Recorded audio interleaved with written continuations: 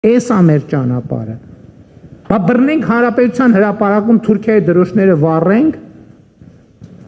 հետո էլ ասենք հլտես մեզ ինչ են բանանում։ Ոնց կլինի տենց։ Ոնց կլինի տենց։ Դուք պատկերացնում եք հեռուստատեսությամբ միջազգային հանրությունը նայում է, որ ինչ որ մարդիկ հանրապետության հիմնական հրապարակում հարևան երկրի այդ մեկ երկրորդն է Թուրքիայի դրոշը վառում են։ Ինչ են մտածում այդ մարդիկ։ Մտածում են ասում են, այս ինչ ուժեղ պետություն է, մտածում են ասում են, այս մարդիկ ոնց որ երթևեկության կանոններին չէ տիրապետում։ Հա, այս են մարդիկ են, որ մի քանի անգամ արդեն ավտոյի տակ են ընկել, բայց ոչինչ։ Ես կողմ չեմ, որ ես մեր ժողովրդին արդեն առիթ ունեցել եմ առաջնորդել այդ ավտոյի տակ ընկնելու, ես չեմ ուզում նորից, չեմ էլ ուզում ասեմ, լավ, ես թողեցի գնացի, ոչինչ, թող հաջորդը գա հələ մի հատ այդ անեկդոտի նման, որ երկու ընկերով կինո նստած կինո նայելիս են ելնում,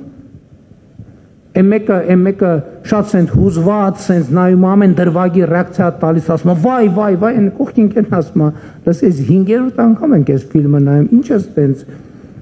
ռեակցիա տալիս։ Մեկը վերջում տղեն մեռնելու է, ասում դե մտածում եմ կարող այս անգամ չմեռնի։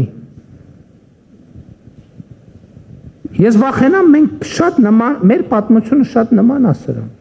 Մենք ամեն անգամ նույն տերմիններով, նույն ընկալումներով, նույն դիտարկություններից նայում ենք, ասում ենք կարող այս անգամ տենց չլինի, ոչ տենց չի, Ժորժ ջան։ Պետք է մենք այլ բան անենք, որ այլ բան ստանանք։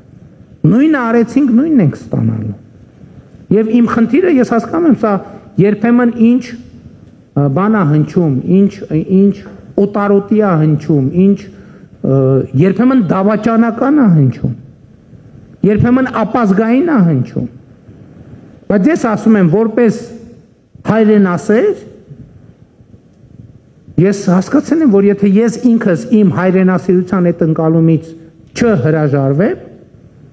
ոչ թե չհրաժարվեմ, այլ առնվազն էականորեն չվերաձևակերպեմ եւ շատ բաներից չհրաժարվեմ։ Բա որ ես չանեմ, ով է անելու։